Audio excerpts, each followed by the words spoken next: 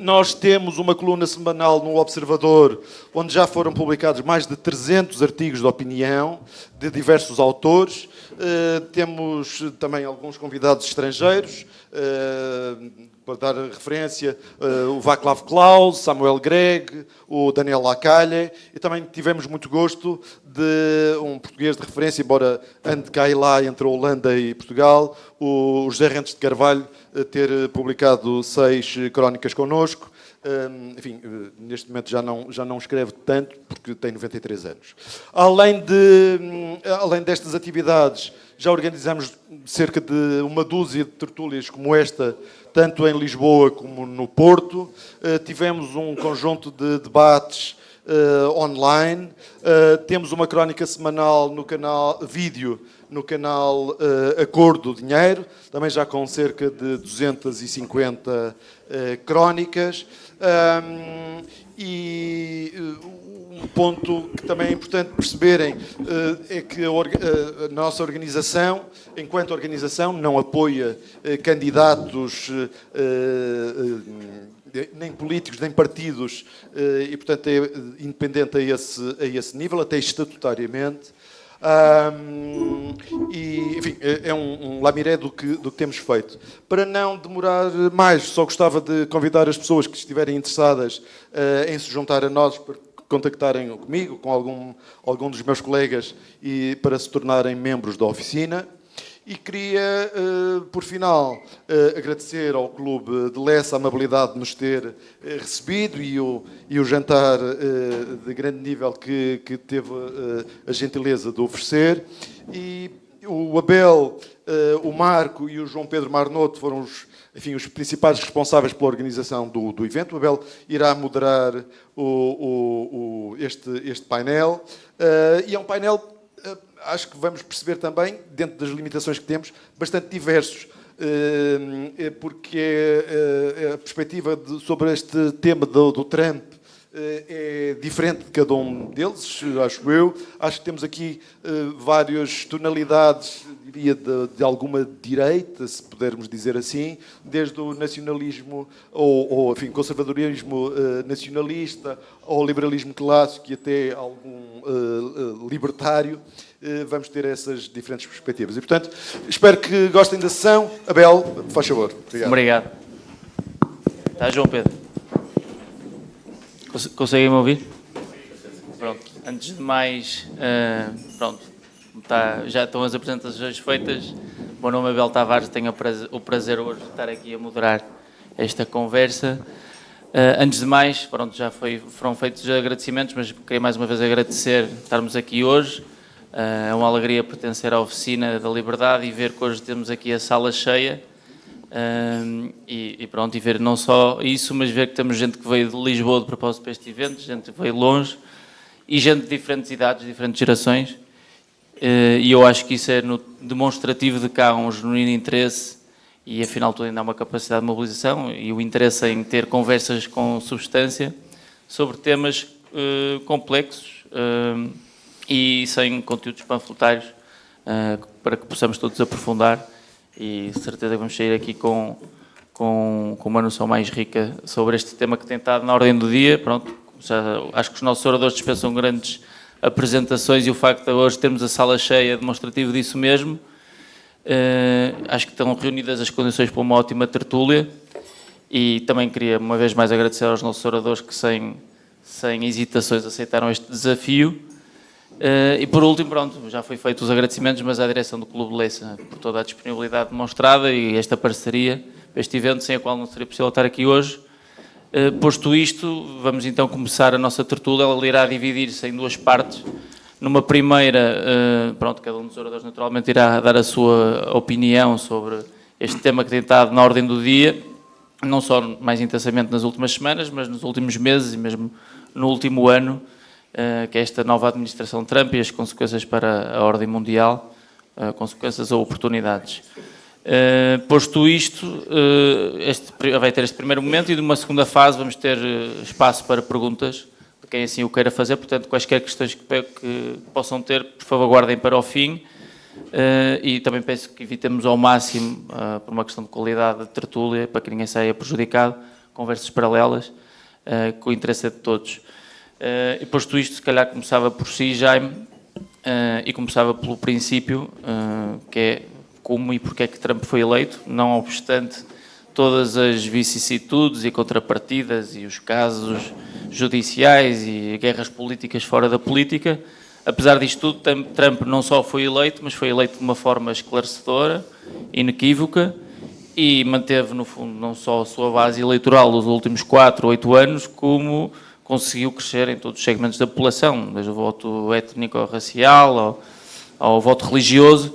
Como é que se explica este fenómeno? Porque é que tantos americanos se revêem em Trump como defensor daquilo que são, ou qual é a visão da América de Trump para ter tantos eleitores que se veem identificados ou votarem nele? E num segundo ponto, o que é que acha que podemos esperar desta segunda administração Trump numa perspectiva interna e numa perspectiva mais externa, de política externa, face ao cenário político internacional que temos, dos conflitos no Médio Oriente, a guerra na Ucrânia e tudo mais? O que é que acha que pode vir daqui desta administração, desta segunda administração Trump? Muito bem, muito obrigado. Não sei se está a ouvir bem. Está? Ótimo. Bom, eu também sou dos que veio de Lisboa, de propósito. Sou dos que veio de Lisboa. Mas eu estou aqui, gosto muito de estar aqui no Porto e encontrei aqui muitos amigos, alguns que já não via há 60 anos, não é? Ou pelo menos eu não os vi, eles acho que me iam vendo, portanto, não. Normalmente as pessoas dizem, tu estás na mesma, porque me vão vendo, e eu deixo de os ver, portanto, se nós... Bom, mas então vamos aqui ao Trump. Eu agora também tenho andado assim mais nos meios de comunicação social, porque, como devo ser das pouquíssimas pessoas que neste país dizia duas coisas, que Trump ia ganhar e que, segundo, que isso não era uma grande desgraça, eles, como apesar de tudo têm que ter um mínimo de respeito pelo contraditório, agora têm-me solicitado bastante. Mas só para introduzir isso, uma das perguntas que me faziam-se logo a seguir à eleição do Trump, era se eu tinha ficado surpreendido. E eu disse sempre, eu não fiquei surpreendido, mas quem vos lê, quem vos ouve e quem vos vê, deve ter ficado extremamente surpreendido e não vê mais nada, deve ter caído mesmo das nuvens, não é? Porque, de facto, ninguém esperava. Mas então, bom, eu acho que Trump não é tanto uma causa como uma consequência. Eu acho que estas figuras que têm aparecido e que são escolhidas apesar delas, eu acho que isto também é interessante. Não é só Trump, é outros. É Trump, foi o caso também do Bolsonaro, apesar de tudo é o caso de Milei, quer dizer, são figuras que, se repararem, saem muito dos modelos a que nós estávamos habituados à política e, sobretudo, na política que entra também na área conservadora, que entra também na direita, quer dizer, não, eu outro dia estava a fazer um exercício com alguns amigos, que era como é que o Dr. Salazar olharia para o Trump, a perplexidade, mas houve aquele prémio Nobel da Economia que, numa entrevista ao Expresso, disse que o Trump era o Salazar. Também é uma imbecilidade, não tem nada, quer dizer, não tem nada a ver, tirando de ter algumas ideias comuns, mas de resto não tem nada a ver em maneira de ser. Agora, o Trump eu acho que é muito uma consequência, porque, vamos ver, a política chega à maior parte das pessoas através das suas consequências económicas e sociais, não é? Quer dizer, a maior parte das pessoas é relativamente não é uma coisa muito importante saber em que regime vivem, se vivem num... Quer dizer, tomam consciência, e consciência normalmente crítica do regime pelas suas consequências, quer dizer, se têm uma vida mais difícil, se têm perturbações na ordem e na lei, no dia-a-dia, quer dizer, a maior parte das pessoas... Ora, eu acho que estas políticas de que Trump apareceu como um adversário, um inimigo, e com o seu modo também altamente provocador. Trump é um provocador. Trump é muito um produto, e eu acho que essa provocação, que às vezes as pessoas, usando um eufemismo, as pessoas que a gente conhece ficam um bocadinho incomodadas, mas o chamado povo miúdo, não fica tão incomodado como isso. Porque acham que exatamente ele diz, em voz alta e pública, as coisas que essas pessoas pensam e que, de certo modo, são provocadas a pensar assim. Quer dizer, não há dúvida que esta política na Euroamérica, nós estamos a falar sobretudo da Euroamérica, ou seja, dos Estados Unidos e o resto do continente americano, sobretudo a parte norte, e a Europa. Na Euroamérica, eu não sou muito entendido em economia, mas sei ver e sei olhar para nos últimos 30, 40 anos, não há dúvida que houve uma estabilização, ou mesmo quebra das rendas das classes trabalhadoras e agora também das classes médias. E por outro lado, há uma parte das chamadas elites que subiram extraordinariamente e que ganham muito, quer dizer, portanto, há razões de fundo para as pessoas, quer na Europa, quer nos Estados Unidos, estarem descontentes com o que está. E o que está, o que é? O que está é um bocado o mundo pós-Guerra Fria. Por exemplo, comparando a evolução da direita americana, porque uma das coisas que se choca um bocado nesta nova direita americana, choca no sentido de surpreender, é que o seu programa económico, protecionismo, também baixa de impostos, mas de um modo geral as linhas da segurança social, mantém-se isso tudo. Portanto, há um discurso muito mais próximo de um discurso justicialista e solidarista europeu do que era, por exemplo, no tempo do Reagan, que era uma economia, uma confiança no mercado e uma fé no mercado. Mas também é preciso pensarmos que, nesse tempo, também havia duas coisas que já não há. Havia um modelo comunista, que era um modelo socialista alternativo, e esse modelo hoje desapareceu, quer dizer, hoje não há em lado nenhum, quer dizer, pode haver a Coreia do Norte, ou Cuba, mas são sítios onde ninguém, quer dizer, não são alternativas.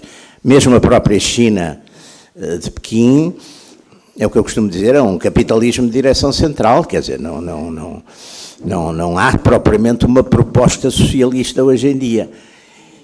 E, portanto, a segunda coisa é que aquilo que nos anos 80, Reagan e Thatcher enfrentaram, que era, de facto, por um lado, impostos altíssimos nesses países, por outro lado, também um poder dos sindicatos, que hoje em dia deixou de existir. Portanto, tudo isso mudou. Curiosamente, as classes trabalhadoras, e pensem, por exemplo, no caso do Partido Comunista Francês. O Partido Comunista Francês desapareceu. O Partido Comunista Francês era um partido que, ainda nos anos 60, tinha entre 25% e 30% do eleitorado. Para onde é que foi esse eleitorado? Foi para o Front National. Foi para o Front National, quer dizer, passou diretamente, há 20 anos, passou, vê-se, os estudos eleitorais mostram praticamente, passou diretamente. O Partido Comunista hoje tem 2% do... Portanto, essas mudanças são muito importantes. E podemos ver isso na própria evolução da direita americana. A direita americana é uma direita muito especial, porque, vamos lá ver, a América foi feita contra o que então eram os valores da direita. A América foi feita exatamente a partir, no fundo, das liberdades, quer dizer, tudo o que era ancien regime, que a direita na Europa, a direita contra-revolucionária, depois mesmo a própria direita conservadora, procuraram, com uma certa nostalgia do passado, defender e recuperar. A América não tinha nada disso. O Hamilton, talvez dos Founding Fathers, há ali um que é mais conservador, que é o Hamilton, mas os outros, quer dizer, todo o discurso é um discurso que não tem nada a ver com a tradição das direitas europeias. Portanto, onde é que... Mas lá está, por exemplo, a questão do Trump. Quais são os presidentes que o Trump fala nas suas referências? Bom, um é o Andrew Jackson. O Andrew Jackson, que era um presidente... É o primeiro presidente que vem do povo, quer dizer, ao contrário dos seus antecedentes, que vinham eram todos pessoas proprietárias de Virgínia, de uma certa classe social alta para a América. Ele não, ele vem do povo, nasce ali nos Apalaches, depois é um militar, da Guerra dos Índios, e depois tem umas coisas muito desagradáveis. Enfim, era proprietário de escravos e negociou também em escravos. Bom, o Trump não sei se estava a par disso quando mostrou o seu entusiasmo pelo Jackson, mas com certeza podia estar. Ora bem, depois, agora, quem é o presidente que o Trump fala com grande apreço na sua posse? É o William McKinley, que é o presidente do Manifesto Destino Americano. É o presidente quando a América toma conta das Filipinas, toma conta de Cuba. O que é preciso ver isto, porque a América está a fazer aquilo que, de certo modo, a América se fez contra, que está a colonizar. Aliás, é muito interessante, o McKinley era um homem muito religioso, era um metodista, muito religioso.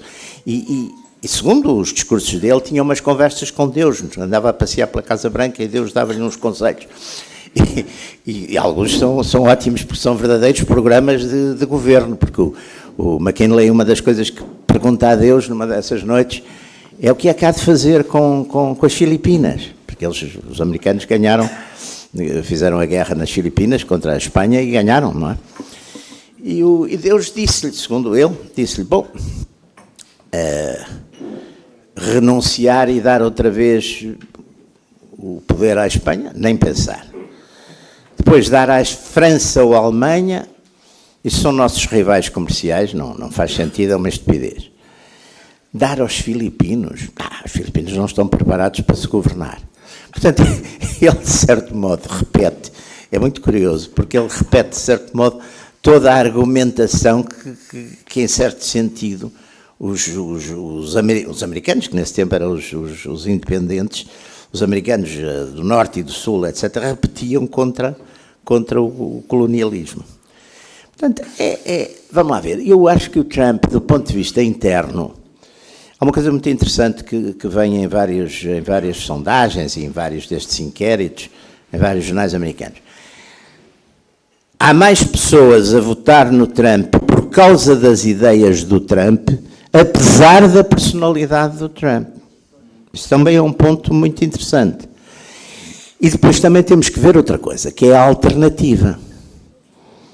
Porque a política, como dizia o Talleyrand, é uma escolha entre dois inconvenientes. Olha, para nós, desgraçados que estamos, é uma escolha entre inconvenientes há imenso tempo. E antes não tínhamos muita escolha, portanto, quer dizer, não, eu acho que vou morrer sem ter um conveniente para escolher. Mas não há dúvida que a alternativa, quer em 2016, Hillary Clinton, que era uma espécie de... Era o liberal chic por excelência, e depois teve aquela frase muito infeliz dos deplorables, não é? Mas que ela achava, claro que está a saber que achava mesmo. E, portanto, o Trump também... Quais são os pontos? Vamos lá ver, o que é... Primeiro, de facto, a gente vê a situação económica. Tal questão da economia chegar às pessoas. A situação económica da maior parte dos americanos, lá está, vinham aqueles argumentos todos, não, a economia está fantástica, a macroeconomia está formidável e não sei o quê. Mas as pessoas não sentiam isso. As pessoas, 60% dos americanos queixavam-se que não sabiam como é que haviam de chegar ao fim do mês. Quer dizer, portanto, é esse descontentamento. Depois, também houve uma coisa que o Trump não sei até que ponto isso vai funcionar, e sobretudo não percebo de economia o suficiente para isso, mas a reindustrialização, mas lá está, o Trump faz uma coisa que é muito interessante, ele procura cumprir aquilo que prometeu. Portanto, ele de certo modo prometeu àqueles desempregados todos aquelas pessoas que perderam as suas na indústria automóvel, na siderurgia, perderam isso tudo, esses empregos todos, ele, de certo modo, promete-lhes, e, portanto, está a cumprir, está a pôr. É por isso que ele também gosta muito do McKinley. McKinley usava imenso taxas, não é? Impostos. Depois, também eu acho que há esse fator é muito importante. Depois aquele fator, pronto, que é um fator também importantíssimo na Europa, que é a tal imigração descontrolada, e é claro que não vamos dizer que os imigrantes são todos criminosos, mas não há dúvida que, apesar de tudo, mesmo aqui a gente agora vê isso, não há dúvida que mudaram algumas coisas. Por exemplo, ano passado houve 112 homicídios e a média em Portugal estava nos 60, 70. E muitos desses homicídios são dentro dessas comunidades. Mas estão em território português, portanto entram para a conta. Isso também é importante. E depois há aquele fenómeno, o chamado fenómeno do wokeismo, que eu acho que o wokeismo, como sabem, é uma coisa que foi levado pelos filósofos franceses pós-estruturalistas, os Foucaults e os Derridas, que levaram aquilo tudo para os Estados Unidos no fim dos anos 60. E depois veio para cá, porque depois foi uma coisa que toda aquela gente, o chique da Califórnia, de Nova Iorque, toda aquela gente mais ou menos aderiu a isso. E depois chegou-nos, e eu acho que é uma coisa que as pessoas comuns, normais, que não são conhecidas e que não são da sociedade, acham absurdo. Aquela conversa, o que é uma mulher? Quer dizer, é aquela frase que eu gostava muito do Russell Kirk. Russell Kirk dizia: "It's such a stupid thing that only an intellectual would dare to say it." Porque uma pessoa normal não se atrevia a dizer uma estupidez dessas. E, portanto, esse tipo de coisas também gerou, e isso vê-se, por exemplo, no próprio eleitorado democrata, uma hostilidade muito grande a tudo isso que é o que tem a ver com o wokeismo, com esses exageros dos 37 géneros e o que é que não saberem o que é uma mulher. Quer dizer, tudo isso é uma imbecilidade feita, lá está, é uma imbecilidade sofisticada, mas é uma imbecilidade, quer dizer, em bom português é uma imbecilidade. Está ali, aliás, o Alberto Gonçalves tem batido muito nesses temas, ainda agora o seu artigo de hoje é excelente. Sim. Sobre isso. Não é? Eu queria só corrigi-lo, porque acho que já vem 70 e tal géneros. 72. 72, sim. Já, não, é uma visão anacrónica e até um bocadinho reacionária já. Os 37 dei como exemplo, há uns, não sei, são 70 muitos. E tal, mas esta hora que estou a falar já deve ter passado os 85. Mas agora o Trump, lá está, reduziu a 2, graças a Deus. Não lhe... Parece impossível. Finalmente, portanto, que perspectivas? Vamos ver, quer dizer, eu acho que Trump está a ter algumas coisas que eu acho que, enfim, também, vamos a ver, temos esta ideia, por exemplo, de fazer em Gaza uma espécie de Côte d'Azur em Gaza. Riviera, Gaza Riviera. Apesar de tudo, Riviera, exatamente, uma espécie de Côte d'Azur em Gaza eu acho um bocadinho forçado. Bom, mas lá está, por exemplo, o Trump funcionou bem na questão do cessar-fogo em Gaza, porque já estava no papel há não sei quanto tempo, mas o Trump mandou o seu emissário, que também era do imobiliário de Nova Iorque, o Wyckoff, e são do imobiliário, mas fazem mexer as coisas, fazem mover as coisas, não é? É curioso, tipo do imobiliário. E o Trump chegou, e o Wyckoff chegou ao Médio Oriente e falou lá para Netanyahu, e eles estavam a dizer, vem só depois do sábado. Ele disse, não há sábado nenhum, eu vou amanhã aí. E disse-lhe aquela coisa que eu acho que é o sistema do Dom Vito Corleone, é uma proposta a que você não pode recusar. E foi o que o Wyckoff disse ao Netanyahu, se não houver cessar-fogo por sua causa, nós vamos-nos embora. O Trump vai-se embora e vocês ficam aqui, entretenham-se com estes tipos todos que vocês gostam muito, vivem com eles e matam-nos, ou vivem com eles, fazem o que quiserem, mas nós vamos embora. E isso não há dúvida que funcionou. Quer dizer, o Trump faz um bocado não é bem, neste caso foi uma proposta que não pode recusar. E, por exemplo, no México, não há dúvida que a senhora Presidente do México pôs logo 10 mil guardas a controlar as coisas na fronteira. Quer dizer, ele vai de uma forma arrojada, ele de facto é um provocador, mas isso tem resultados, vamos ver, quer dizer. Agora, eu para acabar, eu acho que há uma coisa de que eu acho que nos vamos livrar, que é aquele internacionalismo dos neoconservadores que queriam impor o modelo político americano a todo o mundo. que eu acho que é uma imbecilidade perigosíssima e que nos leva para guerras, porque eu acho que para haver democracia é preciso haver duas coisas.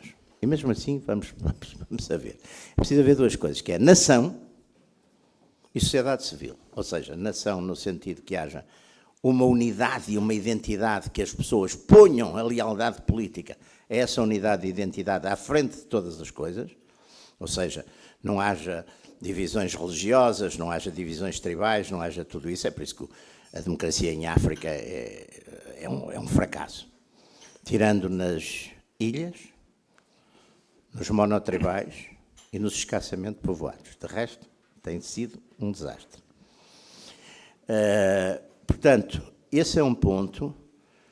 E depois, sociedade civil significa pessoas que possam viver sem ser do Estado e que possam empregar outras pessoas e permitir-lhes, porque também, se toda a gente depender do Estado, que é exatamente o que acontece, olha, por exemplo, em vários países africanos, se toda a gente depender do Estado, onde é que há a sociedade civil, onde é que há a liberdade para as pessoas se pronunciarem minimamente? Eu acho que vai haver uma carga forte de realismo. O Trump, para mim, é um mediador de muitas correntes conservadoras, muito diferentes. O J.D. Vance, por exemplo, é um tipo com um pensamento político muito articulado, que está muito próximo daqueles do Patrick Denman e dos pós-liberais, que depois há correntes que vieram dos democráticos. Quer dizer, há ali uma grande massa, e eu penso que ele também aprendeu, à custa do primeiro mandato, em que tinha aquela completa incerteza de pessoal, entravam, saíam, quer dizer, parecia uma casa de má fama, não é? Porque os National Security Council, houve 4 ou 5, que todos entravam e saíam e depois diziam pessimamente dele. Portanto, ele acho que isso já vai corrigir, que ele é um homem inteligente, sem dúvida. Portanto, acho que vai haver uma onda, e depois isto vai ter, exatamente como já teve, com os homens ricos. É engraçado, uma das coisas que agora, o tema que agora aqui estão a dizer muito, então, mas agora são os homens mais ricos. O Trump, há 6 meses, não tinha, tirando o Musk, não tinha ninguém desses. Vieram todos em socorro da vitória. Mesmo aquelas empresas, e penso que sabem isso também como eu, aquelas empresas principais da Bolsa de Nova Iorque, praticamente não estava nenhum CEO, nem nada. Veio tudo agora em chusma, veio tudo à porfia, ali ao mar a largo, dar umas contribuições, mas é vir em socorro da vitória. Quer dizer, não creio que seja isso o grande significado, ou que alguma vez o Trump vai ser refém dessa gente, não é? Claro. Portanto, bom, é isto que eu vos queria mais ou menos dizer. Também não queria sair aqui do tempo, já saí um bocadinho. Muito obrigado. Não, ainda estamos bem.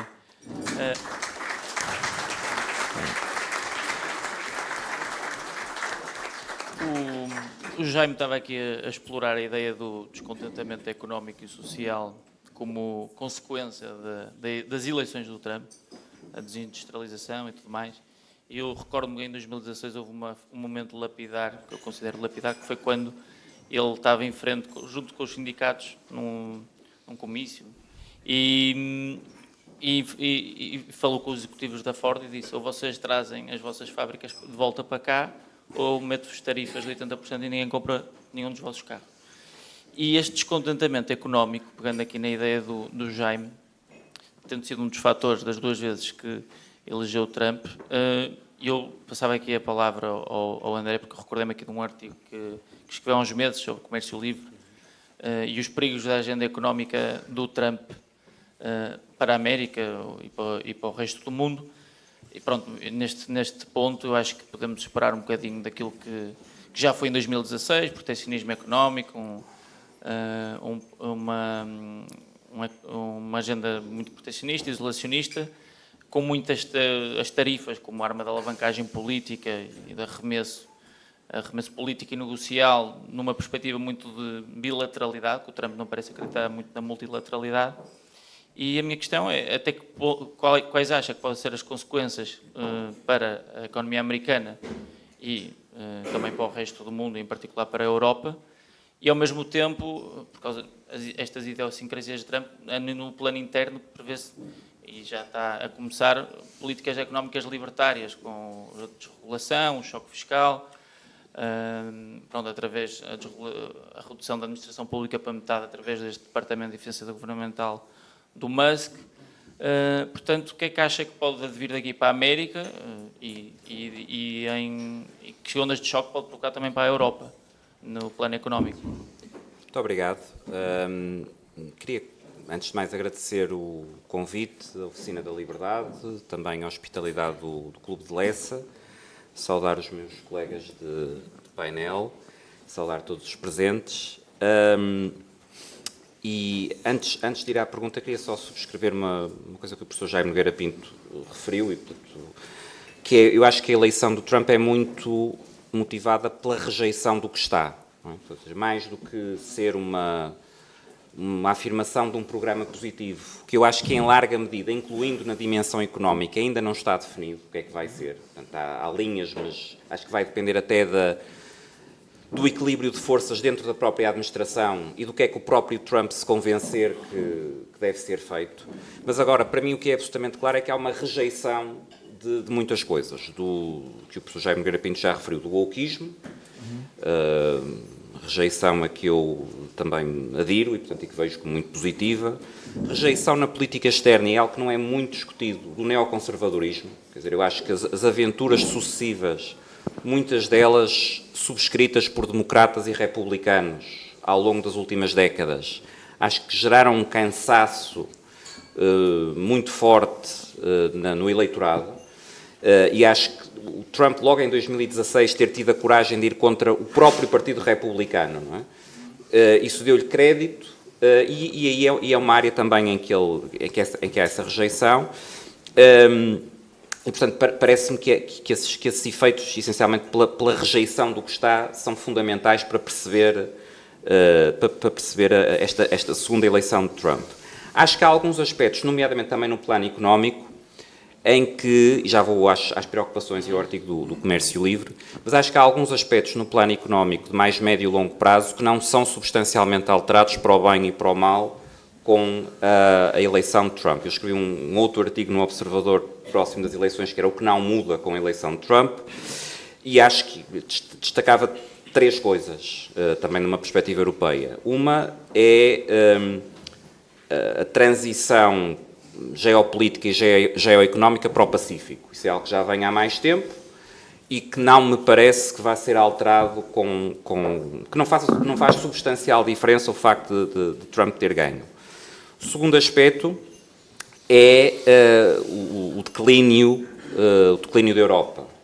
E aí também me parece que, em termos relativos, não faz substancial diferença. E o terceiro aspecto, e vou agora ao comércio livre, é uma vaga, ou intensificar de uma vaga proteccionista, que me preocupa bastante, que, a meu ver, não começa com Trump, é algo que já vem, pelo menos desde o fracasso do TTIP, da Transatlantic Trade and Investment Partnership. Curiosamente, há cerca de 15 anos, os mais vocais oponentes, no caso do TTIP e de outros acordos, eram a extrema-esquerda. Enfim, que agora deveria estar, se fossem consistentes, a aplaudir o que Trump está, as políticas de Trump, os anúncios de Trump, porque, no fundo, na altura, há 15 anos, queixavam-se de que o establishment todo estava, digamos, a forçar essas políticas, inclusive, agora já sou de memória relativamente distante, mas quando havia negociações nas cidades onde havia as manifestações, havia distúrbios, eram queimadas automóveis, caixotes de lixo, etc. No fundo, pelo menos nessa dimensão, Trump é uma resposta a essas preces, não é? Portanto, agora finalmente há um presidente dos Estados Unidos que parece genuinamente disposto a prosseguir essa agenda.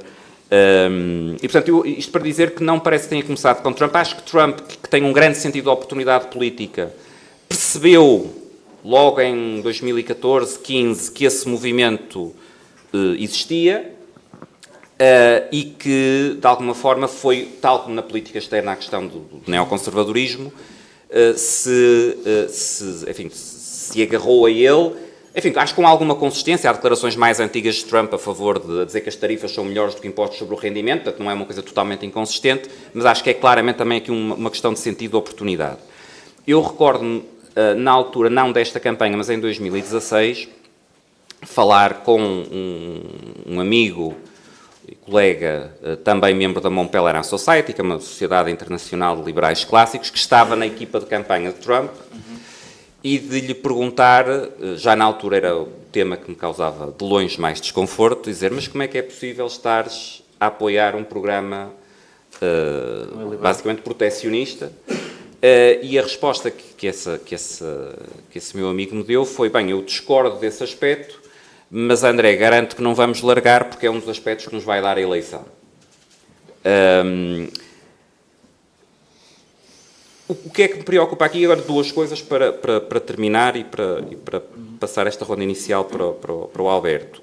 Os dois aspectos principais são, não atribuindo a culpa principal ao Trump, acho que ele está a cavalgar esta onda.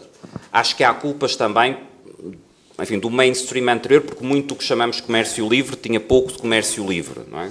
Mas ainda assim é inegável que há claramente uma viragem protecionista, mas há culpas no sistema anterior, mas há uma viragem protecionista. Preocupa-me porque a visão do comércio internacional como um jogo de soma nula é uma visão essencialmente destrutiva, portanto, no plano económico, e preocupa-me porque também do ponto de vista geopolítico, para mim, o garante, e nesse artigo sobre o comércio livre no Observador procuro explicar porquê, é o principal garante da paz, ou seja, mais do que os tratados, ou certamente do que a ONU e outras instituições internacionais, as relações comerciais e de investimento entre os países são, a meu ver, a principal salvaguarda da paz. E, portanto, se revertermos esse caminho, no limite, espero que isso não aconteça, mas temo ver, se estas tendências se acentuarem, uma repetição do que assistimos no período entre a Primeira e a Segunda Guerra Mundial, blocos a fecharem-se, a não comerciarem, a não investirem, e isso a levar para um conflito. Último ponto, no plano económico, mas também político. Do ponto de vista europeu, enfim, acho que é cedo para definir o que é que se vai passar com a política dos Estados Unidos e com a reação europeia, mas já se vêem claros sinais de uma maior proximidade ainda, e já era grande, estou a pensar, por exemplo, no governo espanhol, face à China. Ou seja, um dos efeitos que se concretizar de facto esta via para o maior protecionismo e fechamento dos Estados Unidos poderá ter, é de acelerar substancialmente, nomeadamente do ponto de vista da Europa, algo que também já estava em curso, também não começa com Trump, mas que é de colocar, enfim, Portugal infelizmente é um excelente mau exemplo disso, uma grande parte da economia europeia na dependência da China.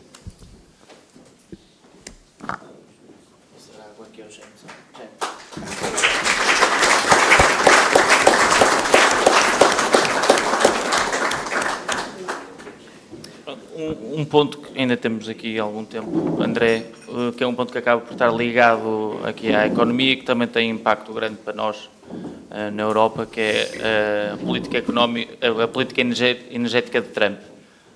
Pronto, tal como em 2016 está apostado outra vez as fichas todas numa independência energética dos Estados Unidos, independentemente das agendas ambientalistas, mediáticas ou não, em que, pronto, outra vez voltar aos combustíveis fósseis, ao gás natural.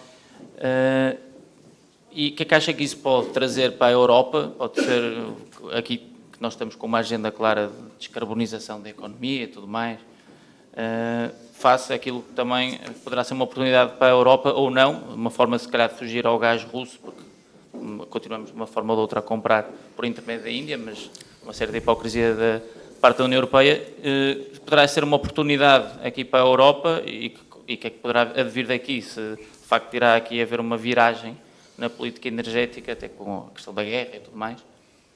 Então, muito rapidamente, dois aspectos. Parece-me que um dos enormes tiros no pé que a Europa deu nas últimas décadas foi precisamente a forma como a questão da chamada transição energética foi gerida. Basicamente, enfim, simplificando a discussão, mas desejavelmente não distorcendo ou não distorcendo muito, se pensarmos, por exemplo, no setor automóvel, que era um setor em que, em termos de motores de combustão, a Europa, e nomeadamente a Alemanha, era líder e no qual a China não conseguia, nem a China nem os Estados Unidos, aliás, enfim, não tinha conseguido fazer o catching up tecnológico. O que é que nós fizemos? Nós, Europa, não é?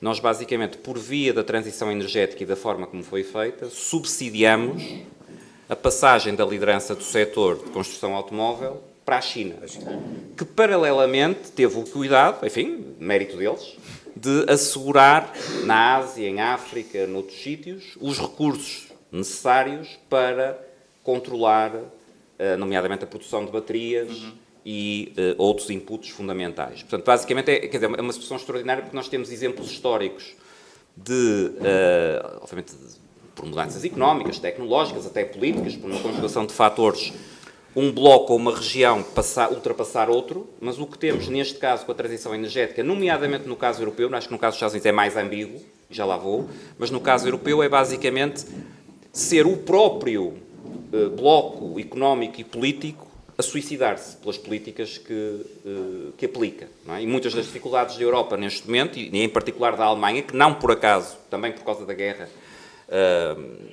na Ucrânia, mas também muito por este fator, é o país das principais economias é que está com mais dificuldades, tem muito a ver com isto. Não é? Nesse aspecto, agora focando nos Estados Unidos, segundo aspecto, vejo com algum ânimo, aqui ao contrário das preocupações com o comércio internacional, uma visão que me parece também nesta perspectiva mais realista, não é? Portanto, e dizer, me parece relativamente óbvio, bem, não vamos seguir aqui uma política internacional que é basicamente beneficiar a China sem qualquer contrapartida, não é? Não vamos destruir a nossa economia para esse efeito. Tenho sérias dúvidas como é que, do ponto de vista europeu, qual vai ser a reação a isto. Enfim, é possível, as ideias também fazem o seu caminho e por vezes mudam rapidamente, e o que às vezes parece impensável numa altura depois torna-se um novo senso comum passado pouco tempo. Mas acho que vai depender muito aqui da reação europeia. Vejo este aspecto da presidência de Trump como positivo. Tenho dúvidas sobre qual será o efeito do ponto de vista da Europa. Obrigado. Aqui um tema que ambos falaram, o André e o Jaime, que é no descontentamento social, esta questão do wokeismo, das agendas ideológicas e das guerras culturais. Pronto, é um tema que o Alberto também recorrentemente, volta e meia, fala no seu Ideias Feitas, e mesmo nos artigos que escreve, que é também o papel da comunicação social nisto tudo e a dinâmica da comunicação social com Trump e vice-versa, que são ambos inimigos jurados um do outro. Mas, de certa forma, se não acha que, mesmo que involuntariamente, a comunicação social não tem sido o melhor amigo de Trump e do seu movimento, e lá está, porque desde com este crescimento das redes sociais, com o advento da internet, dos podcasts e tudo mais, há um novo intermediário. Os mídia, se não estaremos a assistir a uma gradual irrelevância dos mídia tradicionais no processo de decisão política, e se isto não é um reforço da liberdade de expressão, e se acha que podemos esperar aqui na Europa algo parecido a nível de circulação de informação e de um reforço da liberdade de expressão, porque vemos a Europa agora a reagir também com legislações um bocado distópicas, o Digital Service Act e regular a internet e tudo mais. O que é que acha que pode acontecer? Porque, noutros aspectos, a nível de imigração, já vemos o discurso a mudar um bocado.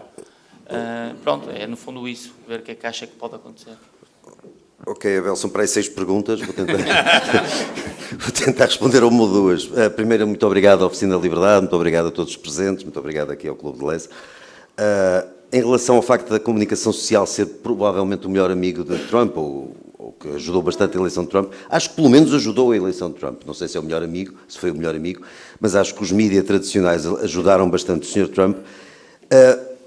Para vocês não terem que ter visto, eu vi a noite eleitoral em praticamente todos os canais americanos. Isto parece assim um bocado maluco de se dizer, ou pelo menos faz de mim um bocado um pervertido qualquer, por assumir isto, mas eu vi a noite eleitoral, está no YouTube, ou pelo menos estava, nos canais abertos. Não, em direto não se consegue ver em todo lado, não tenho esse dom de ubiquidade, mas consegui ver vi na CBS, ABC, NBC, MSNBC, PBS e mais umas coisas. Até vi o podcast da sobrinha da Mary Trump, que é a filha do irmão falecido do Sr. Trump.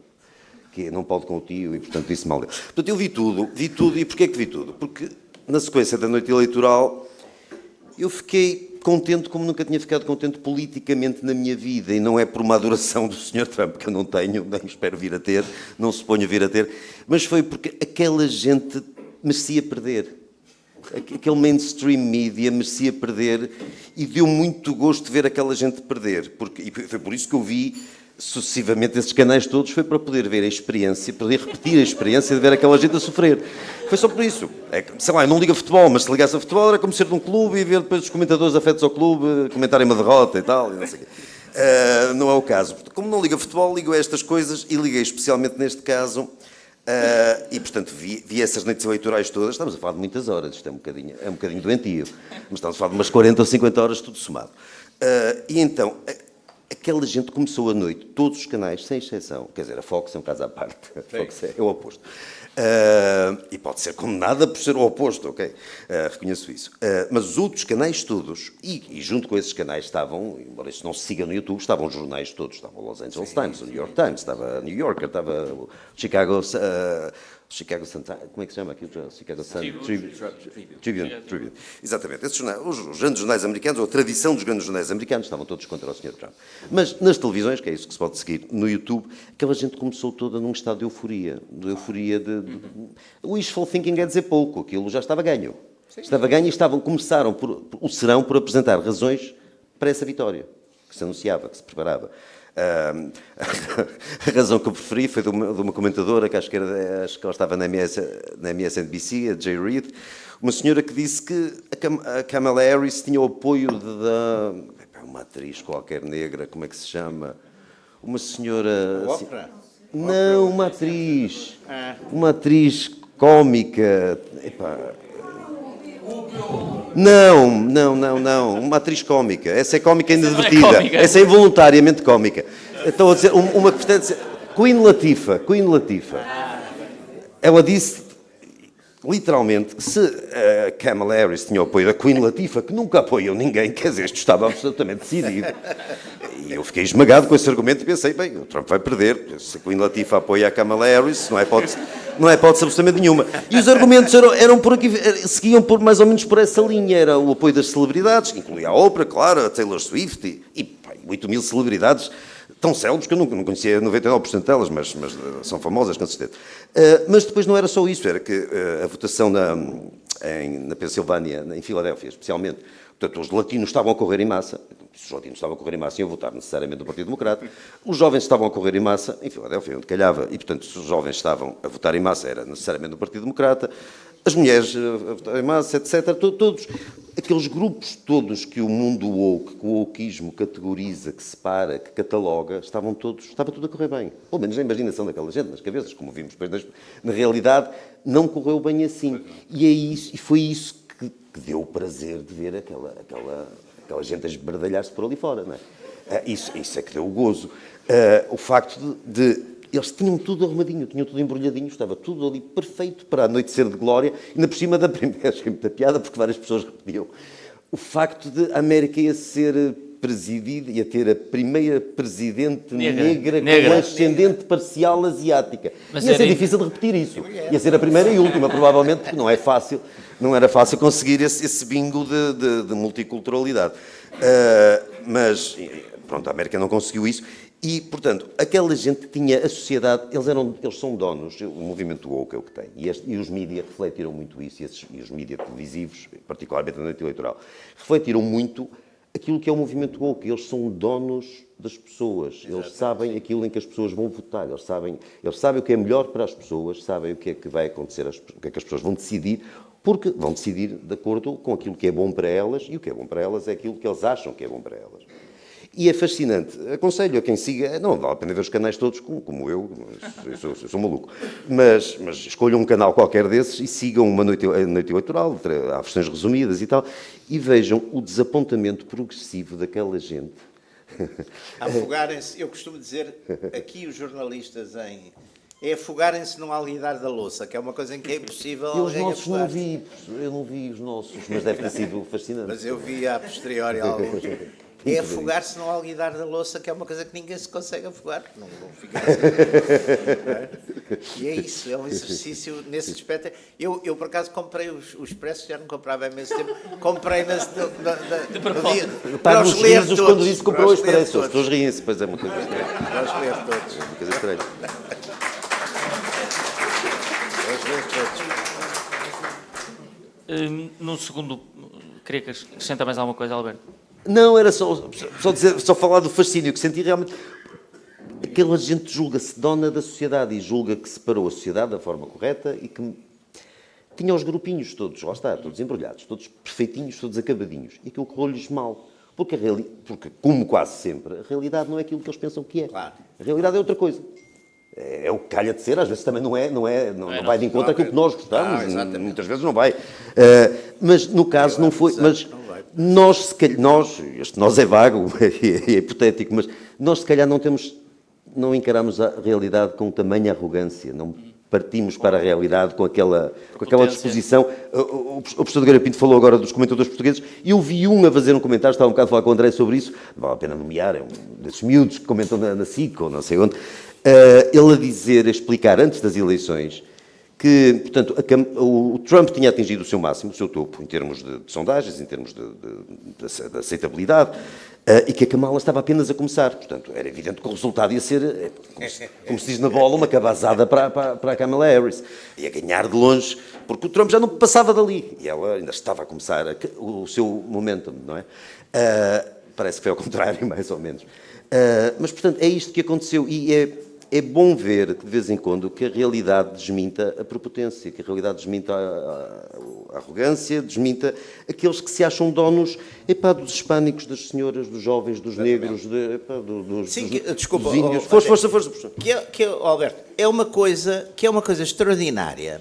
Primeiro, essa tutela. Quer dizer, tu és negro, tens que votar na outra, que ela também é negra. Quer tirar completo. Tu és mulher, tens que votar na. Ela cobria, desculpe, ela cobria mulher, meia branca, meia negra, sim, meia índia, ela cobria praticamente tudo. Dava ali havia ali uma multiculturalidade. Só foi deixar de ser heterossexual, mas tirando isso. Mas, Alberto, acho que é outra coisa que também é importante. É que foi uma grande derrota desses mídia. Quer dizer, eles também perceberam que. Quer dizer, porque não deve ter havido. É difícil haver alguém. Quer dizer, nem o Salazar a seguir ao 25 de Abril foi alvo de tanta coisa como o Trump. O desgraçado do Trump, não havia coisa que não tivesse feito.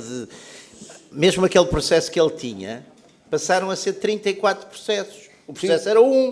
Eram uns 34 cheques. É uma atividade, era de facto uma coisa pouco honrosa. Mas de qualquer maneira, pronto, não eram 34 processos. Eram 34 cheques que ele... Eram 34 porque era o mesmo crime, digamos assim.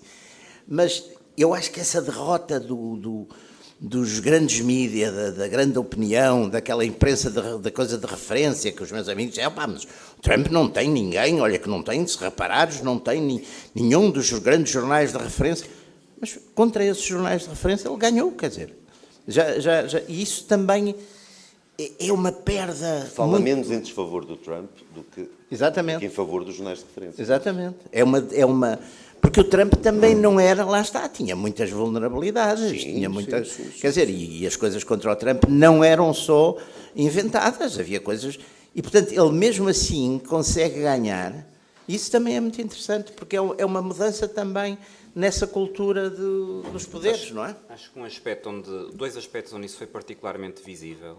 E foi na recepção mediática, portanto, no processo que levou a Kamala Harris a ser a candidata e na recepção mediática, uma espécie de negação. Exatamente. Assim, pronto, a situação era difícil porque o Biden foi aguentado muito para lá do razoável e depois, quando se viu no primeiro debate que não era de todo possível, aí a situação para os democratas foi criada por eles, mas era muito complicada. Desculpa, André, e uma mentira alimentada pelos mídias, não é?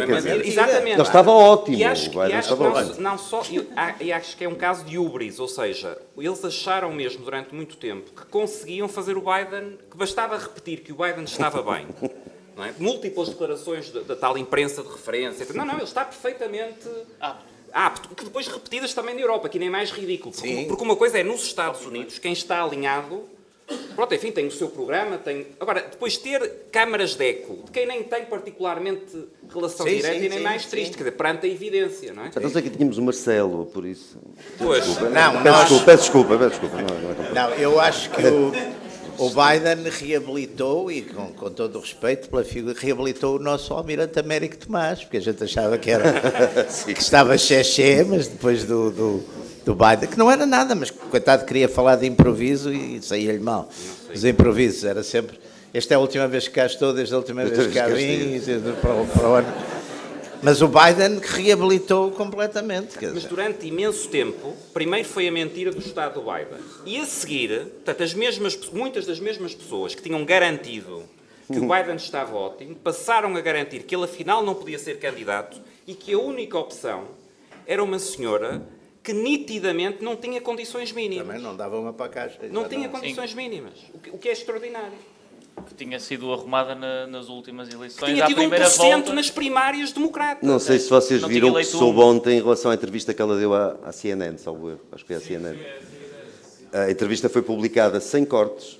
Percebeu-se que a entrevista que tinha sido divulgada na altura tinha sido toda truncada, de forma a ela saísse, não me digo bem, mas menos mal. A entrevista sem cortes, a entrevista real, Ela, coitada, é para lá do desastre, é uma coisa. deplorável. É uma- Ela só dizia que Ela era é da deplorável, classe sim. média, que era da classe média e depois passava a dizer mal do Biden. E- Do Trump. do Trump, sim, exatamente. Ela não dizia mais nada, era que era da classe média e que depois passava a dizer mal do Trump. Era a única Dizia aquela frase do unburdened by what has been e tal. Repetiu. Ela repetia, tinha 3 ou 4 frases na cabeça, coitada, mas quer dizer, os mídia, isso só para voltar ao tempo, os mídia colaboraram ativamente, isto não é É uma teoria da conspiração. não é uma teoria da conspiração, É facto. nem é um pormenor.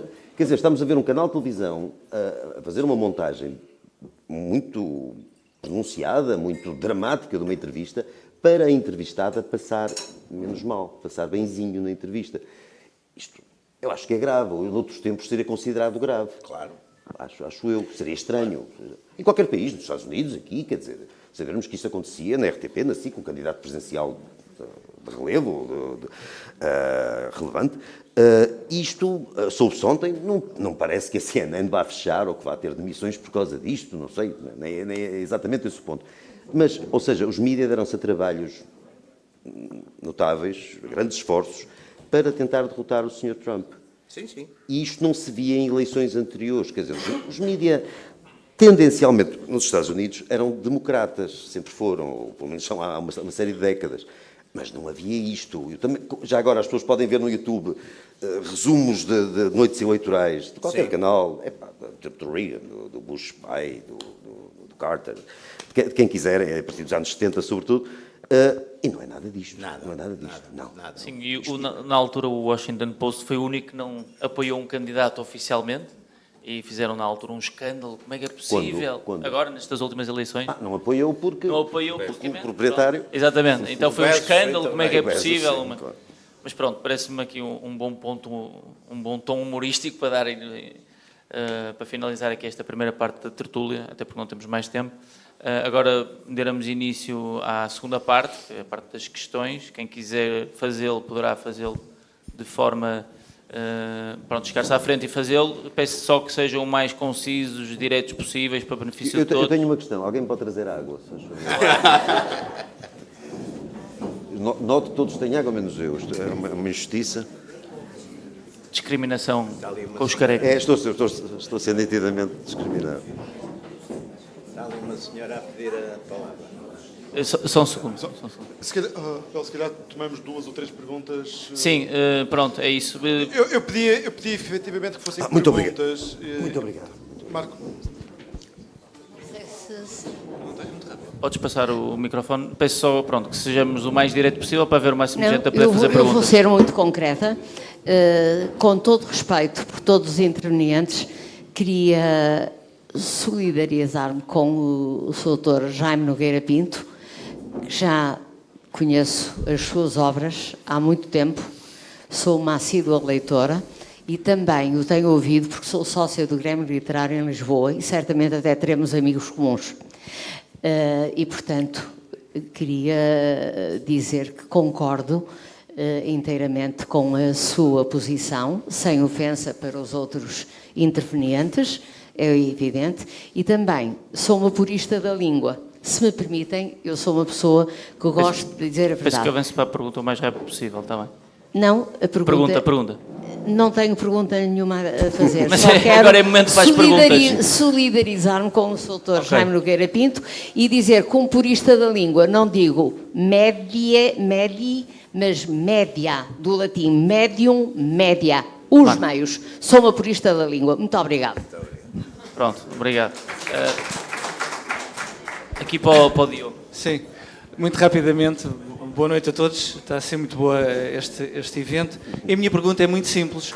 Se, com toda esta entourage que foi feita contra o Donald Trump nesta eleição, porque é que os americanos, na vossa opinião, se fartaram deste, vou-lhe chamar esquema, que foi feito contra o Donald Trump ao longo de muito tempo e votaram a favor de Trump em contraponto com aquilo que estava a ser, enfim, que foi executado por todas as forças, digamos que, do sistema americano. Porque é que os americanos, o americano comum, votou massivamente em Donald Trump? Até há uma imagem muito conhecida que circulou nomeadamente nas redes sociais do mapa americano pintado de vermelho com 3 ou 4 pontos azuis, nomeadamente na zona de São Francisco. Foram mais. Sim, foram mais, estou a dizer por exagero. Mas obrigado. Não sei, quer dizer, vamos lá ver. Eu acho que, olha, infelizmente se fossem os portugueses, os portugueses resistiram menos, porque houve aí várias votações e era assustador. Pá. Se fosse em Portugal, a Harris ganhava por 80% ou uma coisa qualquer. Mas quer dizer, eu aliás vi uma coisa divertidíssima, sobretudo para os mais velhos, que foi argumentos, olha, nesse artigo do Expresso, num desses artigos do Expresso que eu li a seguir à vitória do Trump, era uma coisa que eu ouvia dizer no tempo do Estado Novo e do Dr. Salazar, que eram aqueles ataques sistemáticos. Quando os americanos votaram contra nós nas Nações Unidas, aparecia aquela argumentação, os americanos são os selvagens, e eles repetiram agora, os americanos são os selvagens, são os tipos que escolhem. É extraordinário, quer dizer, porque deu imensa divertimento ler aquilo, quer dizer, estes tipos estão a renegar-se por todos os lados, porque não têm mais argumentação. Portanto, um dos argumentos era esse: os americanos são selvagens, quer dizer, são os tipos que andaram ali aos tiros, não têm a nossa... Que era um argumento que no Estado Novo, e bem, usava-se imenso nessa altura, e quando eu era miúdo, lembro-me de ler exatamente esses mesmos argumentos. Mas... André? Só para acrescentar aqui um ponto e aqui de precisão, que seria verdade se fosse quem quer que tivesse ganho, que é o seguinte: a vitória em termos de colégio eleitoral é significativa, mas o eleitorado está completamente dividido.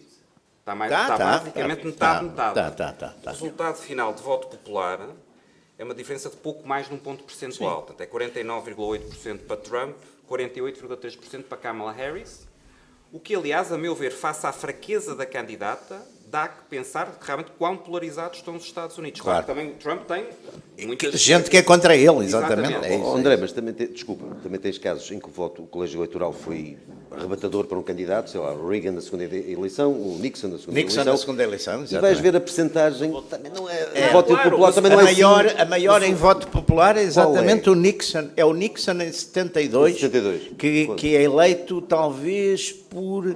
Eu não tenho a certeza, mas deve ser talvez o 60-40, que é o máximo dos máximos. Sim, pois é, se é isso, É fantástico. Sim, é fantástico. E o Reagan é menos no voto popular, a diferença no voto popular é menos. Ambos ganharam em 49 estados. Em 49 estados, sim. E o outro ganhou sempre no estado de onde nasceu, que é uma coisa simpaticíssima.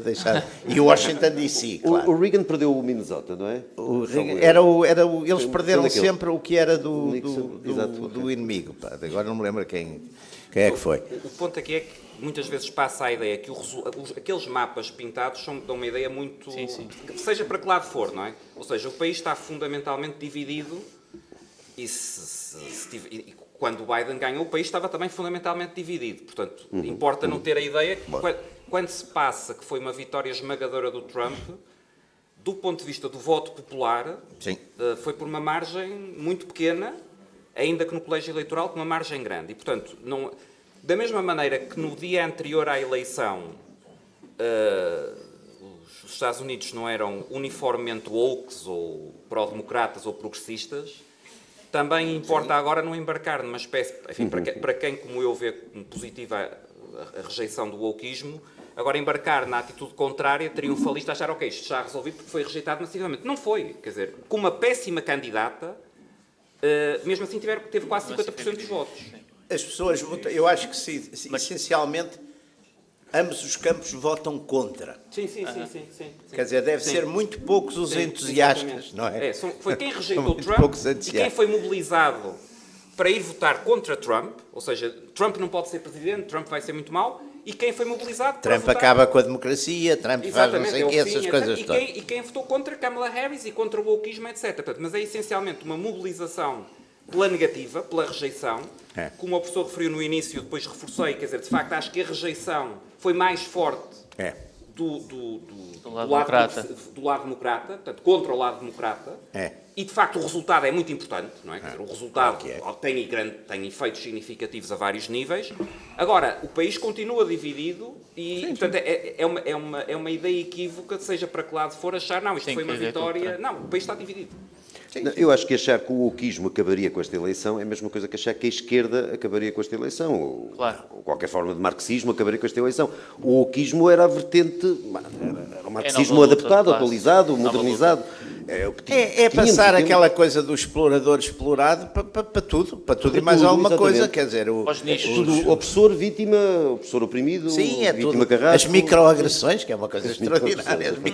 É que essa gente, aquele critério que eles agora estão a usar, querem usar, por exemplo, para os livros, acabava a literatura toda. Quer dizer, o Gil Vicente não passa. É reescrita tudo. O Gil Vicente não passa. O Camilo não passa. O Dante não passa. Não passa nada.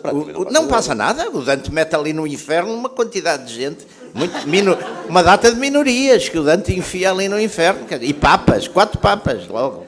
Talvez as páginas amarelas passassem, mas mesmo assim com alguma dúvida. Não. Temos ali mais uma pessoa que quer fazer uma pergunta.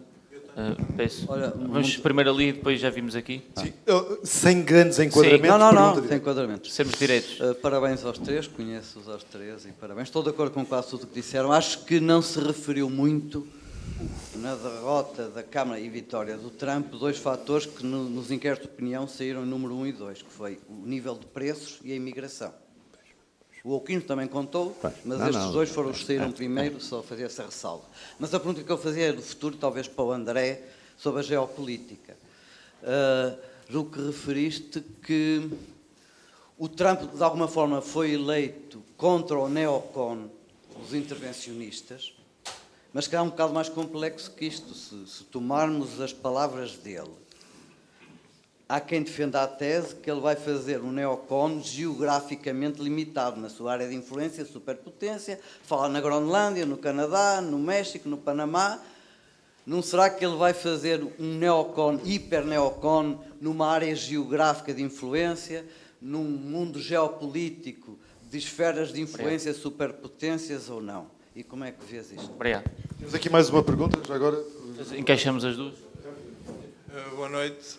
Alguns autores têm-se referido à existência do tecnofeudalismo e gostaria de saber se vem a eleição do Trump como um corolário desta nova forma de organização social que está a surgir e de que forma é que isso pode pôr em risco até a modernidade no Ocidente.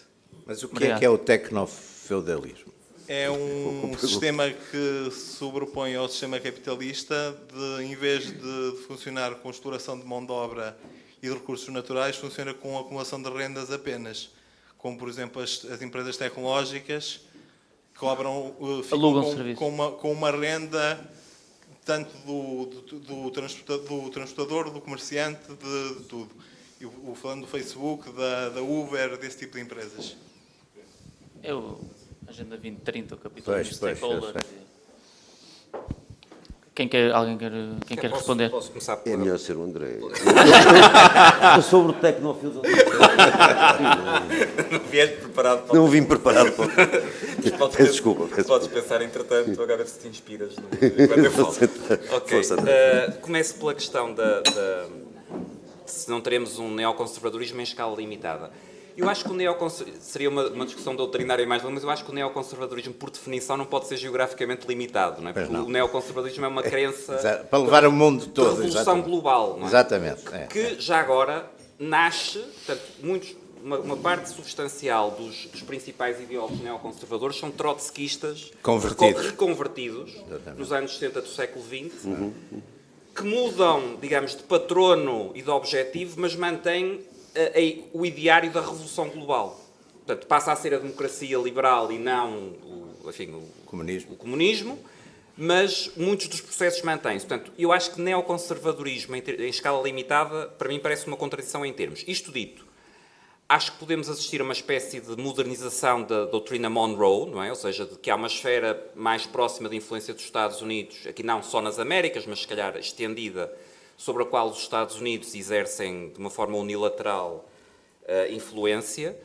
O caso na Groenlândia, não acho que seja talvez o exemplo mais interessante, quer dizer, se nós olhamos para a história da Groenlândia, é um território que foi conquistado, comprado, vendido, quer dizer, a própria soberania atual da Dinamarca resulta de um processo de trocas, de negociações, etc.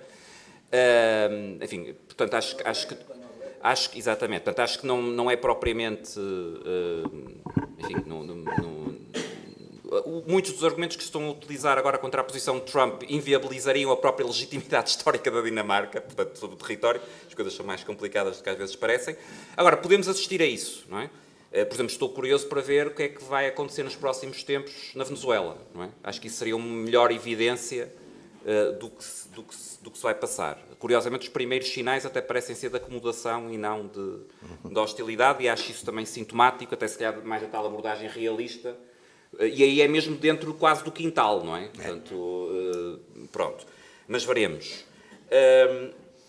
Em relação à questão mais de natureza económica, eu, também não sendo especialista em tecnofeudalismo e não tendo uma resposta muito elaborada sobre isso, elaboraria, no entanto, uma coisa que falei na minha primeira intervenção, relacionado com as empresas tecnológicas e com as rendas geradas, e que também, para mim, é um elemento de preocupação, que já era, digamos, no regime anterior, com os democratas, e que, a meu ver, se pode manter agora com alguns novos protagonistas e outros que transitam do regime anterior, como o professor Jaime Nogueira Pinto referiu, apressaram-se a ir a Mar-a-Lago, a dizer, afinal, estamos aqui, percebemos que estávamos errados e, de facto... que é o seguinte, há de facto aqui um potencial grande para uma aliança com o Estado, nomeadamente do ponto de vista da gestão da informação, das rendas associadas, e que, a meu ver, pelo menos para quem tiver simpatias liberais, como é o meu caso, é preocupante, seja o Presidente democrata ou republicano, seja o Presidente woke ou não woke, por mais simpatia pessoal ou menos que se possa ter pelo Presidente. E acho que, neste momento, a esse respeito, em termos das rendas associadas às empresas tecnológicas e a possíveis entendimentos com o Estado, vivemos, de facto, tempos preocupantes e com riscos substanciais. Para não abusar, se calhar para não abusar da vossa generosidade, fazíamos só mais duas perguntas e respondíamos numa ronda final, se o Abel concordar. Sim. Eu queria Estamos só... aqui agora primeiro. Fazer uma pergunta muito rápida. Era se acham que estas novas revelações sobre aquela agência americana USAID, que tinha um orçamento de 40 bilhões de dólares e que patrocinava uma série de causas em todo o mundo, mas para mim o mais assustador era que agora já se vê que também patrocinava a BBC, patrocinava a Reuters, patrocinava o político o New York Times. E 6.700 jornalistas. Se acham que isso vai ter algum impacto? Vai ter no rendimento dos jornalistas, aparentemente. Já, não é? Se vai ter impacto na posição que os jornalistas vão adotar, ou redigir as notícias, não faço ideia, porque até agora, há um bocado estava a falar disto dos mídias, não deu para desenvolver. O que eu tenho notado é que, ao contrário de quase tudo o que está a acontecer com as empresas privadas, com as enormes empresas privadas e com as gigantescas empresas privadas, que estão a mudar um bocadinho o registro, desde a vitória de Trump, o vibe shift, não é? Foi a expressão do Zuckerberg, não foi? Vibe shift, não é? Mudança de registro e tal. Ao contrário dessas empresas, não estou a ver isso a acontecer para já com os mídia. Os mídia têm feito aquilo que eles chamam de double down, têm insistido mais do mesmo. Tenho visto, porque eu tenho, não estou a ver com a mesma atenção com que vi a noite eleitoral, não estou a ver a CNN, a NBC, a MSNBC, essas coisas todas. Mas tenho visto que eles não mudaram o registro, continuam com o Trump Derangement Syndrome, aquela coisa, tudo que o Trump diz é mau, tudo que o Trump propõe é mau, tudo que o Trump sugere é mau. Para já não mudaram absolutamente nada. Não sei até que ponto o corte de financiamento de alguns jornalistas ou de alguns órgãos de comunicação social vai mudar o registro, porque eu não sei até que ponto o registro é unicamente determinado pela questão económica, pelo rendimento. Não é só. Isso é muito importante. Alberto, isso que chamou aí a atenção é muito importante. Eu acho que se criou uma coisa, um clima à esquerda que é muito curioso, que já se tinha a criar, mas com a vitória do Trump vai se intensificar, que é a ideia que isto é o mal absoluto. Enfim, ao fim de ter vivido muitos anos, hoje em dia sou incapaz de associar o mal absoluto a uma divergência política, porque eu passei a vida a ver pessoas boas a servirem causas más e pessoas más a servirem causas boas. Portanto, isso nunca... Pessoas que eu conhecia pessoalmente, portanto, sabia como é que eram. Portanto, isso não me incomoda nada. Mas agora criou-se à esquerda um clima de luta contra o mal absoluto e, portanto, vale tudo. E, portanto, não é só a questão do... Alberto, acho que isso que levanta é muito interessante. É uma questão mais profunda, e eu, aliás, nem é preciso ir mais longe. Havia alguns dos nossos comentadores pequenos e médios possuídos dessa senha, que é uma senha religiosa, é uma senha, é uma luta, é uma cruzada. Vamos... Quer dizer, esta gente vai dar cabo do mundo, portanto, vamos opor-nos a eles. É a tal história da reductio ad Hitler, não é?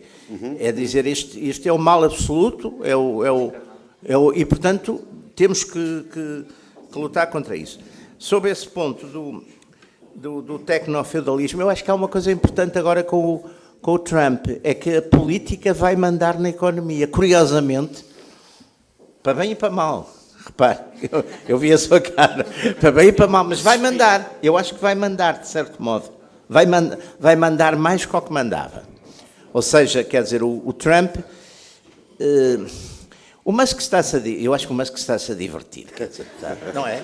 Eu acho que ele se está a divertir, não tem agendas, tipo, quer dizer, as pessoas, então ele agora quer vender mais coisas e vai ter um problema ali com o Trump, porque ele também tem investimentos. Eu acho que ele se está a divertir. E eu até percebo, olha, tomara eu ver-me divertir como ele. A pessoa mais rica do mundo. A pessoa é a pessoa mais rica do mundo. Exatamente. Está-se a divertir. Está-se a divertir. Agora, portanto, eu acho que esse ponto é importante. Quanto à questão deste... a questão que estava a levantar do neoconservadorismo limitado às Américas. Eu acho que não é bem... Claro que o André, muito bem, diz o neoconservadorismo é ilimitado, quer dizer, é para todo o mundo, é uma coisa... vamos pôr a democracia, o capitalismo a funcionar, olha, no meio da selva africana, no meio, seja para quem for, vamos fazer isso. Mas há uma coisa que pode ser... Eu vi alguns amigos meus, não são bem os Never Trump, são pessoas do Partido Republicano, tradicionais... mais aquele tipo de republicano country club, portanto, e que dizem, também já sabem o que eu penso, e portanto também o argumento é o seguinte, é se o Trump não vai fazer uma coisa de ficar América para os americanos, a tal, portanto, a estar Groenlândia, o Panamá, ali aquela, e depois negociar com os chineses e com os russos, olha, vocês... Ou seja, esferas de influência. Eu não acredito, por exemplo, que o Trump possa, mesmo que quisesse, que não acredito que também quisesse, mas que pudesse, por exemplo, abrir mão de Taiwan, porque é uma coisa muito, apesar de tudo, por exemplo, a causa de Taiwan é uma causa muito popular nos americanos. Foi a Madame Chiang Kai-shek que, de facto, lançou aquele lobby e aquilo ficou sempre a funcionar. E, portanto, eu não acredito que isso possa funcionar, além porque também era uma coisa a favor da China. Nesta política, não há dúvida que houve, por exemplo, no Panamá, o Rubio, houve já um progresso, porque a grande oposição ali, e o Trump, bem levantou o problema. Nós demos o canal para o Panamá, não foi para a China, porque os chineses têm 2 empresas baseadas em Hong Kong, que estão, de certo modo, estavam a operar ali, ou seja, o que o Trump diz é, não queremos, e os panamenses já cortaram, vão cortar, já prometeram que iam cortar a coisa com rotas da seda, aquela conversa dos chineses para se estenderem. Portanto, as coisas estão a ter alguns efeitos, não é? Mas é uma coisa que vamos ter que ver, e aliás, como muito bem aqui se dizia, vamos ter que ver diário, até porque o Trump é um intuitivo, e é um provocador, e é um entertainer também. Eu outro dia estava a dizer que ele é um tribuno, e alguém me corrigiu, ele não é um tribuno, ele é um entertainer. Mas tem aquela coisa fantástica que ele pessoaliza nos discursos, não é? Ele está a falar e diz, hey, Joe is fantastic. Ele fala como as dondocas, é sempre com superlativos, não é? É tudo superlativo, hiperbólico, não é? Hey, and his wife, Julia, hey, come here, you are extraordinary. É tudo extraordinário, fantástico. E agora, é de facto, agarra muito bem o pessoal, não é? Tem aquela... É um grande... Domina isso muito bem. Agora, não é propriamente um pensador... Quem pensa, o Vance pensa. E o Vance, já agora, uma coisa que há bocadinho estávamos aqui a conversar, e eu acho que é interessante. Eu acho que o Trump, quando escolhe o Vance, por um lado é uma linha, mas é quase um seguro de vida. Sim, também acho. Porque para as pessoas que não gostam do Trump, o Vance é muito pior para eles. É a melhor pessoa, mas é muito pior para eles. Para algumas que gostam do Trump. Exatamente. Também seria, sim. Exatamente. Vamos para a última pergunta. Agora, temos aqui este senhor que já estava à frente. Peço desculpa, tem mesmo que ser a última. Eu tenho certeza que muita gente gostaria de fazer perguntas. Podemos estar aqui a noite toda. Eu já tinha pedido a palavra. Sim, eu acho que este senhor já estava primeiro. Peço desculpa, mas já está. Se for direito, se calhar conseguimos ir à outra. É melhor falar as duas. Pô. Fazemos as duas. É muito rápido. É diretamente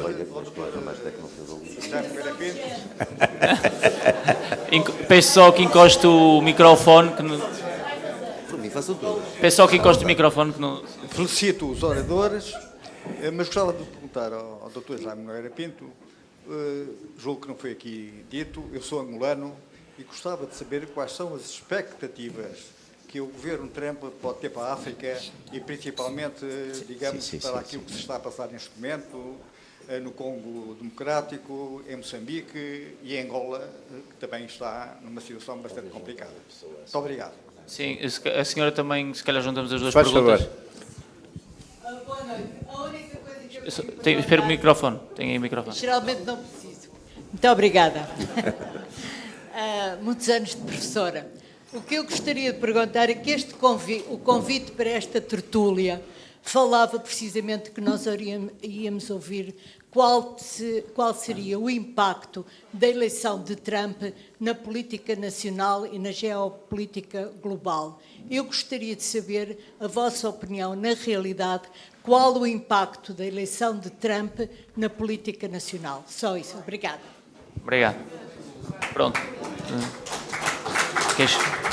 Quem quer começar? Ora, respondendo ali ao África. Abelheira, pois. Bom, sobre a questão da... está aí. A questão da África. Bom, ainda não há subsecretário para os assuntos africanos. Uma das pessoas que se fala, aliás, não há ainda, que eu saiba, os secretários de Estado adjuntos para nenhuma área, não é? Portanto, o Rubio ainda não os escolheu e... isso vai contar, até porque, como a África não é um assunto importante, o secretário de Estado para os Assuntos Africanos vai ter poder nessa gestão. Um dos nomes que é falado é o Peter J. Phan, que eu conheci, aliás, que esteve já algumas responsabilidades na primeira administração Trump. Curiosamente, é é um americano de origem vietnamita, é daqueles refugiados do Vietnã. O tio dele era arcebispo de Saigão e teve 15 anos na cadeia, depois lá os comunistas puseram 15 anos na cadeia.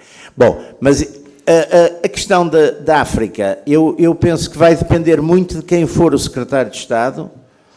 Não há dúvida que eu passei a vida a tentar convencer os americanos que Angola, de certo modo, pelo próprio processo de construção da nação, do Estado, tinha tido o processo normal de construção, ou seja, guerra da independência, guerra civil, que é como os países normais sempre se fizeram, é com guerras de independência e depois guerras civis. Aquelas independências, por favor, que foi a maior parte da África, como se vê, não servem para nada.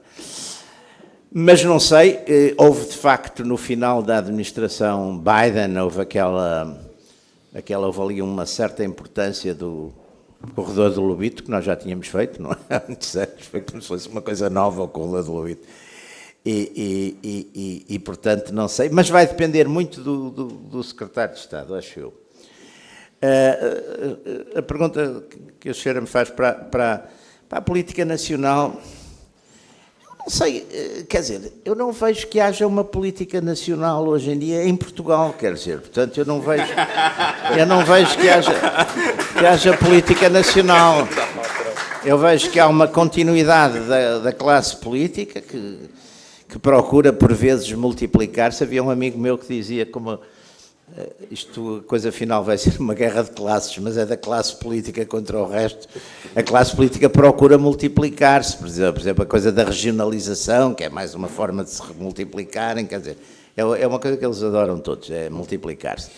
Agora, não havendo essa política nacional, nós no fundo vamos ter aqui um bocadinho as consequências quer dizer, as pessoas vai haver uma maior credibilidade para estas ideias, que aliás é curioso. Eu acho que o fracasso das outras ideias, o fracasso do mundialismo, do globalismo, tudo isso, quer dizer, que acabou por dar resultados piores para as pessoas, pelo menos na Europa e nos Estados Unidos, é claro que faz as pessoas voltar aos valores, que é curioso, voltam à nação, voltam, apesar de tudo, voltam à família, voltam, apesar de tudo, voltam às coisas importantes, quer dizer, mas voltam porque o que estava contra, de facto, nem sequer os melhorou nos seus aspectos materiais. Portanto, também é uma coisa curiosa.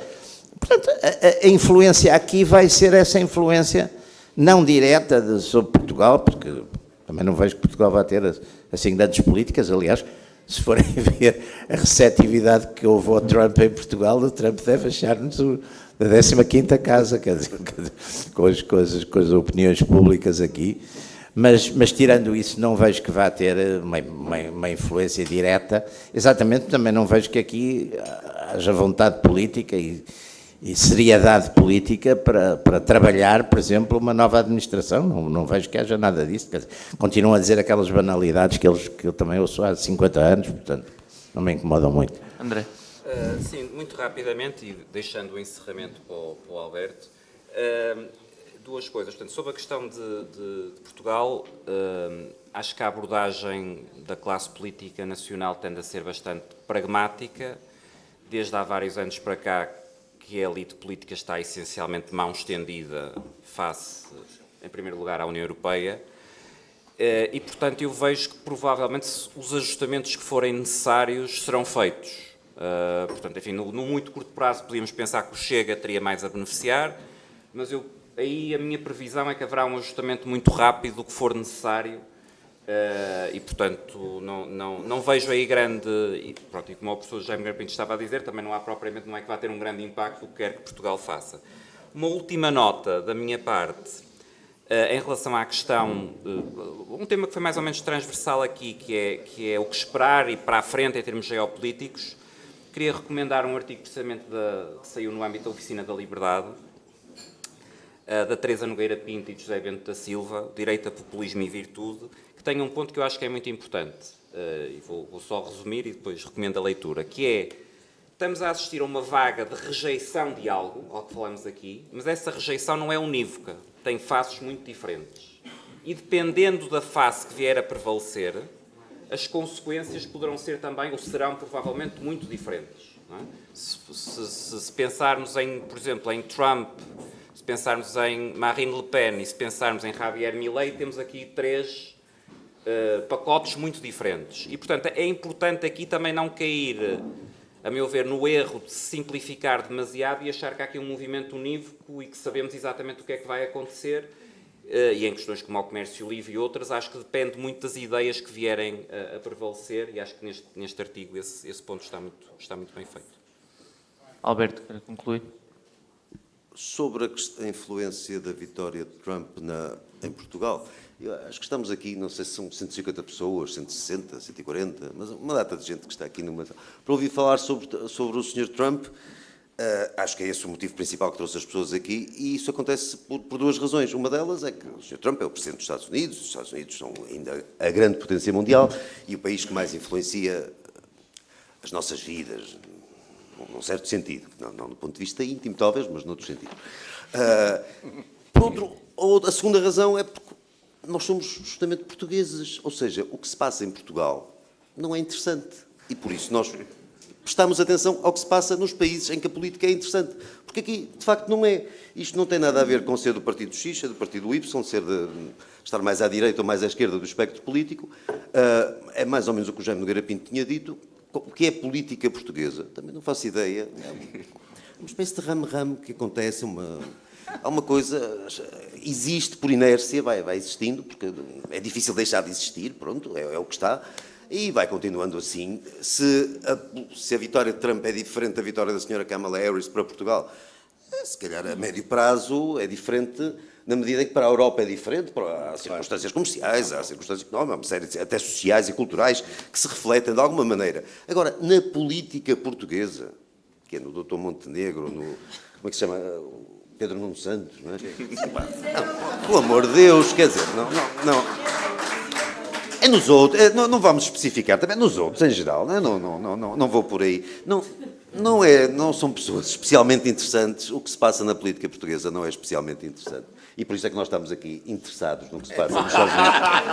Acho que é isso. Muito obrigado. Obrigado, Alberto. Obrigado.